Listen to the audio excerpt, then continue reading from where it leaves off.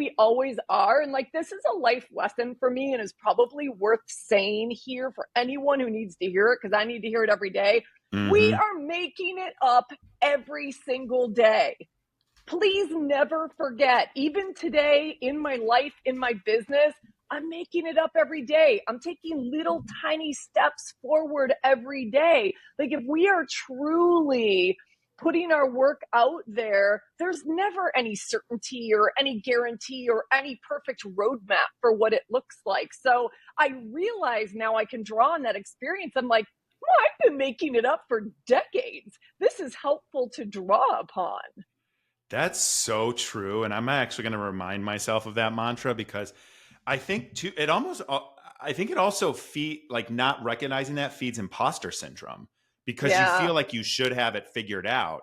And I remember, like, I know I've shared this with you before, like when I became interim CMO at a software company, I was like, what the fuck am I doing here? I'm like, I don't belong in these executive meetings. I'm like 35 years old. Like, what I shouldn't be leading this whole team. I shouldn't have this much responsibility, because, you know, I think that not recognizing that we're making it up every single day as we go, learning as we go, and taking that tiny learning and, you know, ever so slightly pushing things forward, you know, you can become totally paranoid and frozen in with imposter syndrome. Yeah, can I make 2 comments on that? Yeah. I think this is so juicy and hopefully helpful for your listeners. One is, every badass accomplishment is a series of tiny steps.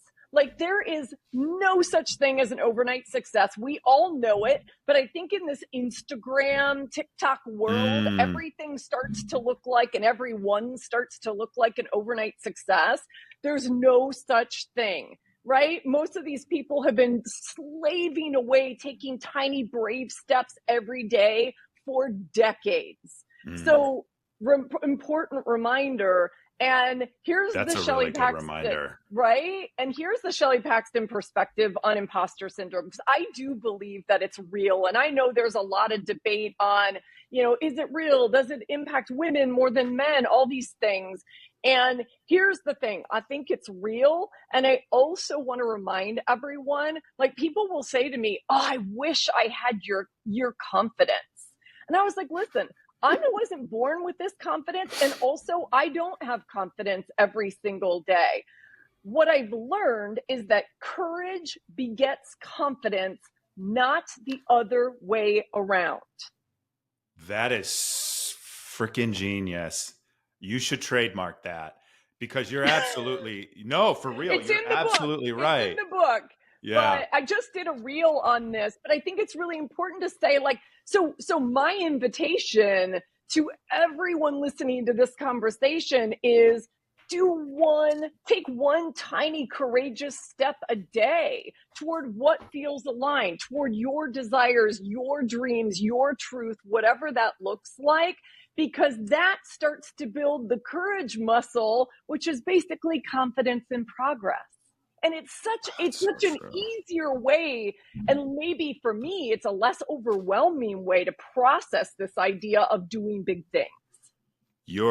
I couldn't agree more. And you're right, because I think sometimes, and I'm guilty of this, I look at something and it's this big, giant, you know, a coworker shared this with me. He's like, there's an elephant in the room, and everyone's like talking about the elephant, but no one's like figuring out, oh, we've got to take this thing down, and we got to start by cutting it up into smaller pieces so we can remove it.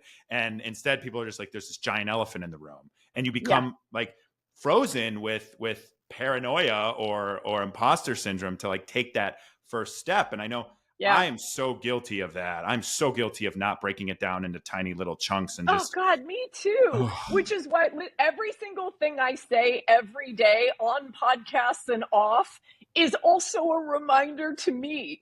I mean, honestly, like, Nick, I think every conversation you and I have ever had, like, we're holding up the mirror to ourselves and each other. And I think that's the beautiful thing. And I love that you do that with this podcast as well, because I endeavor to practice everything I preach, and I preach because I need to learn and I want to live my truth. And and I'm human.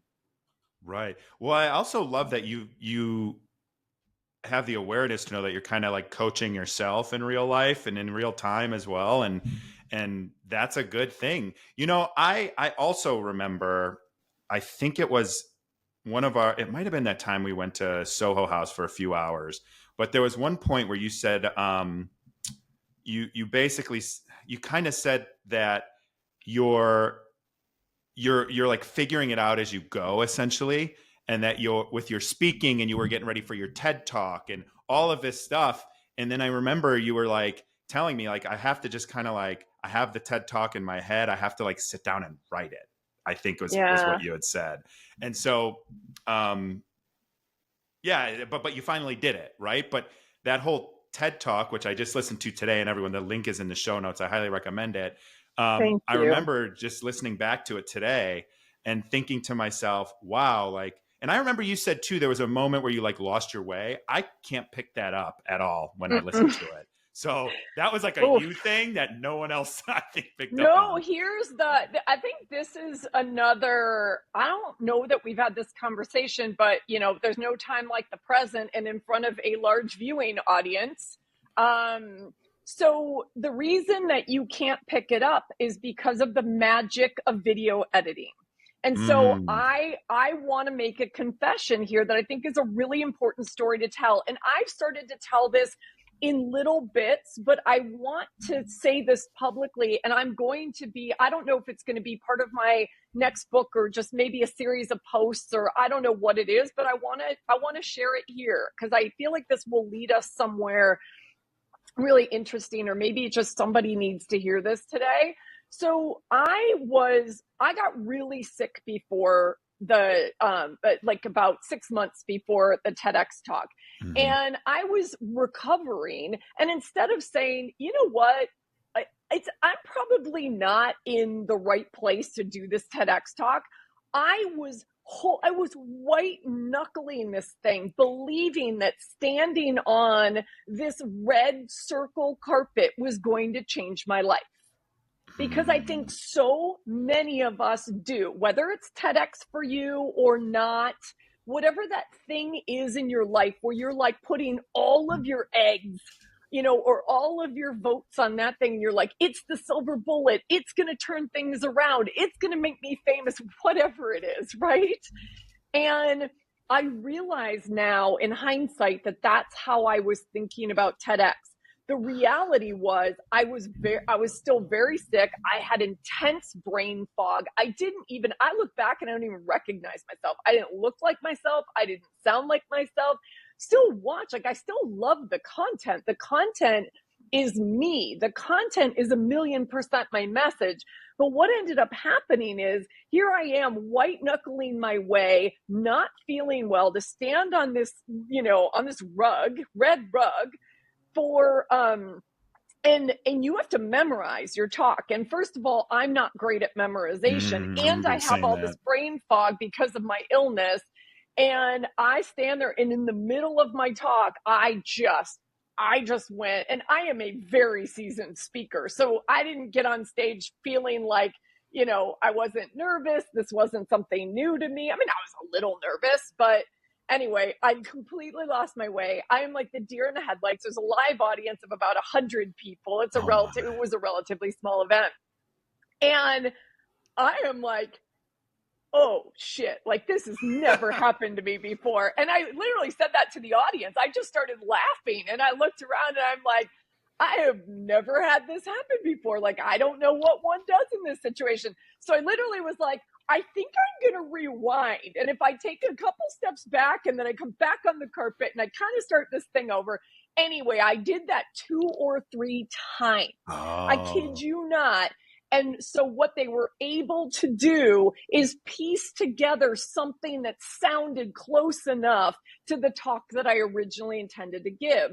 And I think that's an important thing to remind us of because everything looks so polished and so perfect. And not everyone is given a perfect TED talk or perfect TEDx talk or perfect whatever.